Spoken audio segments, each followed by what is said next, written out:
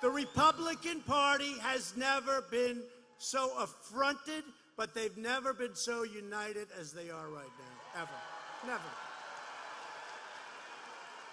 And I know the senators, and they're great guys, and women, too. We have some great women. We have great guys. They're great people. They love this country. They're going to do the right thing.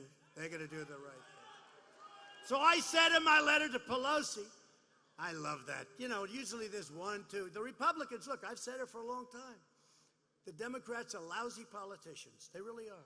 They've got horrible policies, open borders, crime is fine, drugs pouring through. I mean, think of what they do. Sanctuary cities, they love sanctuary cities, you know.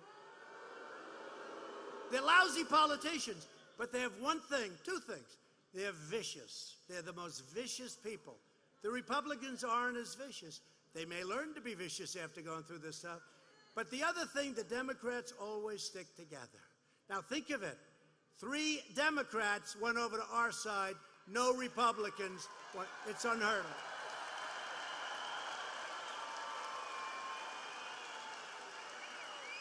And by the way, this is for 100 years. I'm not just talking about this little point in time. The Republicans are known as it's always harder to stick together. These people are great. We have a great Republican Party, and we have to get that change. We have to take back the House. You'll have the greatest health care ever if we take, and by the way, we had another victory. The individual mandate, just a little while ago, came over the wires. It was just upheld. The individual mandate is now gone, the most unpopular part of Obamacare. It was just upheld. So I said in my letter to Pelosi, by proceeding with your invalid impeachment, you're violating your oath of office. You're breaking your allegiance to the Constitution. You're declaring open war on American democracy. You dare to invoke the Founding Fathers in pursuit of this election nullification scheme, yet your spiteful actions display unfettered contempt for America's founding and your egregious conduct. And listen, though, it's so true. It threatens to destroy what our founders pledged and, in fact, their very lives to build. You are the ones interfering in America's elections. You are the ones subverting America's democracy. We did nothing wrong, nothing whatsoever. This was just an excuse. You are the ones obstructing justice. You are the ones bringing pain and suffering to our republic for your own selfish, personal, political, and partisan gain. They're bringing pain. The work we could be doing on lowering drug prices, on getting rid of these horrible, horrible situations. You know, in the border, the woman is okay. Is she okay? Okay. Thank you very much. Thank you. I mean, some of these people are waiting here for 3 days, right? Thank you.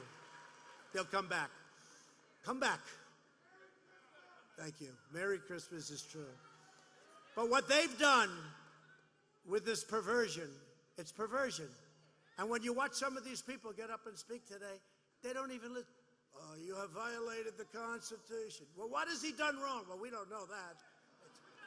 They don't even have any crime. This is the first impeachment where there's no crime. I say, tell me what I did, please. Well, we don't know. You violated the Constitution. You had Turley, who's smart, Alan Dershowitz, these guys, all of them. They say there's no crime. There's no crime, right? There's no crime. I'm the first person to ever get impeached, and there's no crime. I feel guilty. You know what they call it? Impeachment light. It's impeachment light. That's why, you know, with Richard Nixon, I just see it as a very dark era.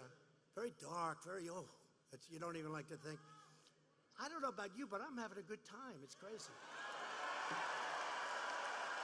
But I also know we have a great group of people behind us in the Republican Party. We really do. Maybe I wouldn't feel the same way, but we have a great group of people behind us. We had it in the House and we have it in the Senate. They're doing a great job. So I'm not worried. I'm not worried because it's always good. When you don't do anything wrong, you get impeached. That may be a record that will last forever. But you know what they have done? They've cheapened the impeachment process. And now anybody that becomes, this is a sacred position. Anybody that becomes president, I mean, they could have a phone call and they get impeached. So if the Republicans, if you had a Democrat as president, we have a Republican House, they don't like the guy for whatever reason or the woman, they impeach the person.